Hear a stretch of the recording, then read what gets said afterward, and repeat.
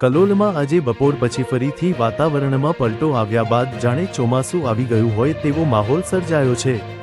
વરસાદ શરૂ થયા બાદ શહેરમાં પણ સામાન્ય વરસાદમાં પણ અનેક જગ્યાએ પાણી ભરાયા। વરસાદ શરૂ થતાં જ કલોલ શહેરના મોટાભાગના વિસ્તારોમાં વીજ પુરવઠો બંધ થઈ જવા પામ્યો। મોડી રાત સુધી વીજ પુરવઠો ચાલુ નહીં થતાં લોકોના ટોળા રજૂઆત કરવા વીજમથક પહોંચ્યા। વીજ મથકના કર્મચારીઓ દ્વારા શહેરોજ શહેરીજનોને યોગ્ય જવાબ ન આપતા આક્રોશ।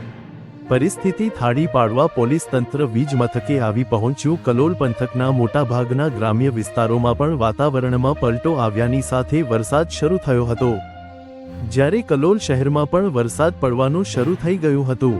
વરસાદ શરૂ થતાની સાથે કલોલ શહેરના મોટાભાગના વિસ્તારોમાં વીજ પુરવઠો બંધ થઈ ગયો હતો।